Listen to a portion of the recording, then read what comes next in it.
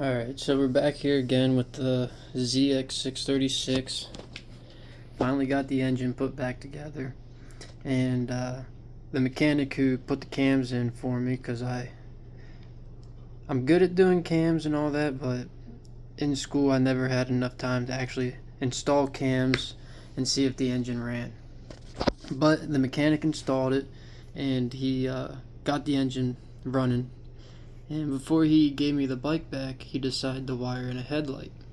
Well, he did something to this harness which enabled the fuel pump from priming. The fuel pump primes, but the fuel pump hasn't been priming, but the engine runs, which is a good thing. So I'm diagnosing what he did, and where I'm sitting at with it right now is pretty simple. Hopefully I can get it figured out, but he wired in the headlight to these two wires here and wired it up to a ground wire here for the Kawasaki. He also had it wired up to a ground wire here on this right here.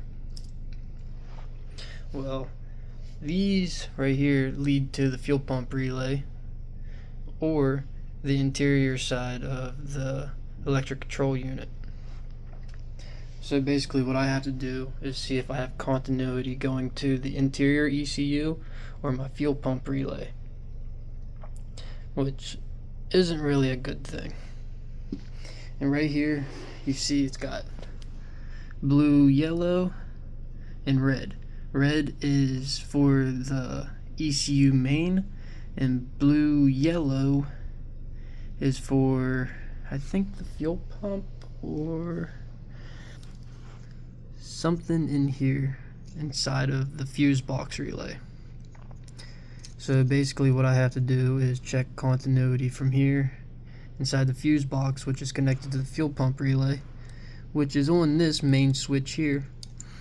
So I have to check continuity from here up to his soldering point up here to see if he fried my fuel pump relay,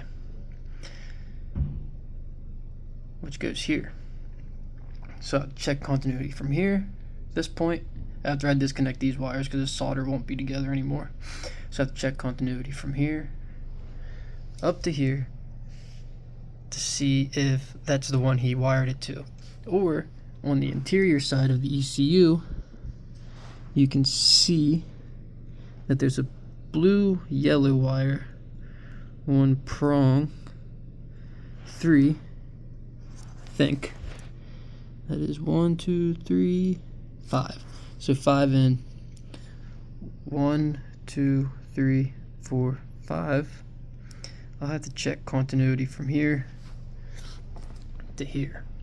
Same goes for this wire. I'll have to check continuity from this wire up to the ECU main or somewhere inside of the exterior interior electric control unit.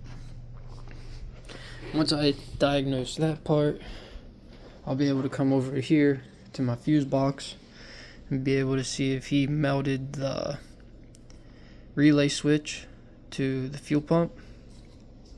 And if he did that, I'll have to replace this and disconnect those wires, and then the bike should be back up and running again. If not, I shouldn't have to check this. This should be good, hopefully, but I might as well, just to make sure he didn't fry the entire ECU. Because if he fried the entire ECU or the fuse box relay, I'm going to have to replace this and that, and maybe even the whole harness, just to get this motorcycle to run again. But that's basically where we're at with it. Long story short, please don't wire up aftermarket headlights to these factory bikes, because they'll be down for a very long time.